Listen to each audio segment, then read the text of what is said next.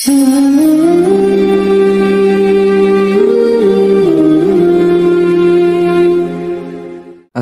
আলাইকুম ওয়া রাহমাতুল্লাহ। প্রতিটি মানুষের জীবনে চাওয়া পাওয়ার শেষ নেই।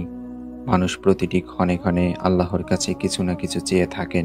দোয়া করতে করতে অনেক সময় মানুষ হতাশায় ভুগে থাকেন, কিন্তু আমরা অনেকে জানি না দোয়া কবুলের জন্য নির্দিষ্ট কিছু সময় আছে, যে সময়গুলোতে দোয়া করলে আল্লাহর কাছে দোয়া কবুলের সম্ভাবনা অনেকাংশেই বেড়ে যায়। প্রিয় দর্শক, আজকে আলোচনার বিষয় দোয়া কবুলের সেই সময়গুলো, যে সময়ে দোয়া করলে রাসূলুল্লাহ সাল্লাল্লাহু আলাইহি ওয়াসাল্লাম বলেছেন সেই দোয়াগুলো কবুল করে নেওয়া হয়। তো চলুন শুরু করা যাক। রাতের 1/3 অতিক্রম হলে আল্লাহ তাআলা বান্দার দোয়া কবুল করেন।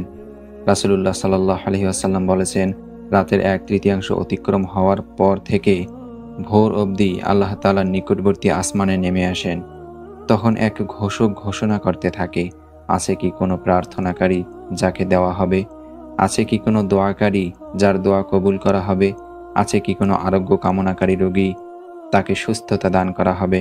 কোনো ক্ষমা প্রার্থনাকারী আছে কি, তাকে ক্ষমা করে দেওয়া হবে? শেষ রাতে যদি দোয়া করা হয়, আল্লাহ তাআলা সেই দোয়াও কবুল করে নেন।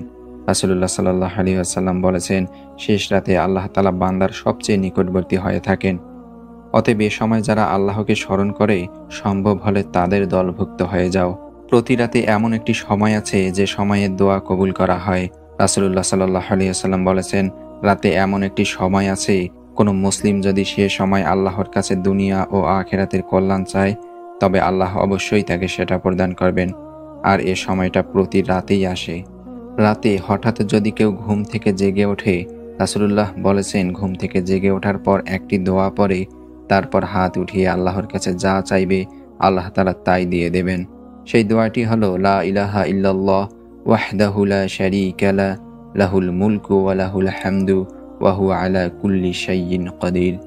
আলহামদুলিল্লাহ ওয়া সুবহানাল্লাহ ওয়া লা ইলাহা ইল্লাল্লাহ ওয়াল্লাহু আকবার ওয়া লা হাওলা ওয়া লা কুওয়াতা ইল্লা বিল্লাহ। জুমার দিন এমন একটি সময় আছে যখন দোয়া কবুল করা হয়। রাসূলুল্লাহ সাল্লাল্লাহু আলাইহি ওয়াসাল্লাম বলেছেন, জুমার দিনে এমন একটি বিশেষ মুহূর্ত আছে, কোনো মুসলিম বান্দা তখন যদি নামাজরত অবস্থায় আল্লাহর কাছে কিছু চায়, তিনি অবশ্যই সেটা প্রদান করেন। এ কথা বলার সময় নবী করিম সাল্লাল্লাহু আলাইহি ওয়াসাল্লাম হাত দিয়ে ইশারা করে বুঝিয়েছেন এই সময়টা খুবই অল্প। অধিকাংশ সাহাবীদের মতে সেটা হচ্ছে আসরের পরবর্তী সময়। আজান এবং ইকামতের মধ্যবর্তী সময়ে দোয়া কবুল হয়। রাসূলুল্লাহ সাল্লাল্লাহু আলাইহি ওয়াসাল্লাম বলেছেন, আজান এবং ইকামতের মধ্যবর্তী সময়ে দোয়া ফিরিয়ে দেওয়া হয় না। ইকামত চলাকালীন কেউ যদি দোয়া করে, আল্লাহ তাআলা সেই দোয়াও কবুল করে নেন। রাসূলুল্লাহ সাল্লাল্লাহু আলাইহি ওয়াসাল্লাম বলেছেন, দুই সময়ে কোনো দোয়াকারীর দোয়া ফিরিয়ে দেওয়া হয় না, নামাজের ইকামত চলাকালীন এবং যুদ্ধের ময়দানে আল্লাহর রাস্তায় সারিবদ্ধ হওয়ার সময়। জিহাদের ময়দানে কেউ যদি দোয়া করে, আল্লাহ তাআলা সেই দোয়াও কবুল করে নেন। ফরজ নামাজের পর বান্দার দোয়া আল্লাহর কাছে কবুল হয়। আবু উমামা রাদিয়াল্লাহু তাআলা আনহু হতে বর্ণিত, নবী করিম সাল্লাল্লাহু আলাইহি ওয়াসাল্লামকে জিজ্ঞেস করা হয়েছিল, কোন সময়ের দোয়া সবচেয়ে বেশি আল্লাহর কাছে কবুল হয়? তিনি বললেন, শেষ রাতে এবং ফরজ নামাজের পর। সিজদারত অবস্থায় আল্লাহর কাছে দোয়া কবুল হয়। রাসূলুল্লাহ সাল্লাল্লাহু আলাইহি ওয়াসাল্লাম বলেছেন, সিজদায় থাকা অবস্থায় বান্দা তার রবের অধিক নিকটবর্তী হয়ে থাকে। অতএব তোমরা সিজদায় বেশি বেশি দোয়া করো। সিজদার দোয়া আল্লাহ তাআলা ফিরিয়ে দেন না। রমজান মাসে দোয়া করলে আল্লাহ তাআলা দোয়া কবুল করে নেন। রাসূলুল্লাহ সাল্লাল্লাহু আলাইহি ওয়াসাল্লাম বলেছেন, রমজান মাসে প্রত্যেক দিনে এবং রাতে আল্লাহর দরবারে কয়েদীদের মুক্তি দেওয়া হয়। তাদের মধ্যে হতে প্রত্যেক রোজাদার বান্দার একটি দোয়া অবশ্যই আল্লাহ তাআলা কবুল করে থাকেন।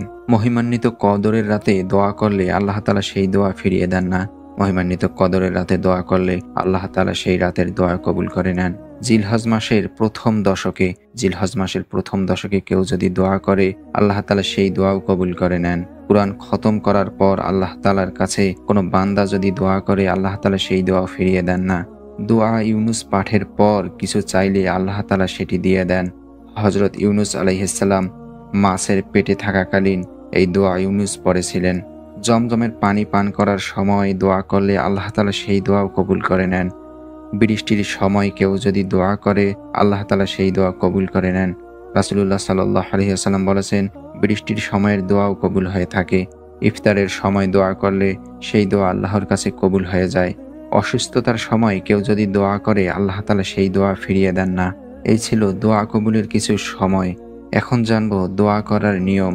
আমরা যখন হাত উঠে আল্লাহর কাছে কিছু চাই, তখন প্রথমেই আল্লাহর প্রশংসা করতে হবে। আল্লাহর প্রশংসা করে রাসূলুল্লাহ সাল্লাল্লাহু আলাইহি ওয়াসাল্লামের উপর দরুদ পড়তে হবে। সেটা আমাদের যে দরুদেই মুখস্থ আছে সেটিই পড়তে পারি। তারপর দোয়া ইউনুস পড়তে হবে, লা ইলাহা ইল্লা আনতা সুবহানাকা ইন্নী কুনতু মিনাজ জালিমিন। এটি পড়ার পর দোয়া করতে হবে। দোয়া শেষে আবার রাসূল সাল্লাল্লাহু আলাইহি ওয়াসাল্লামের প্রতি দরুদ পাঠ করে দোয়া শেষ করতে হবে। তাহলে আল্লাহ তাআলার কাছে দোয়া কবুল হওয়ার আশঙ্কা অনেক বেড়ে যায়। কেননা কেউ যখন দোয়া করে, দোয়াকারীর দোয়া আল্লাহর কাছে পৌঁছায় না যতক্ষণ পর্যন্ত রাসূলুল্লাহর প্রতি দরুদ না পাঠ করা হয়।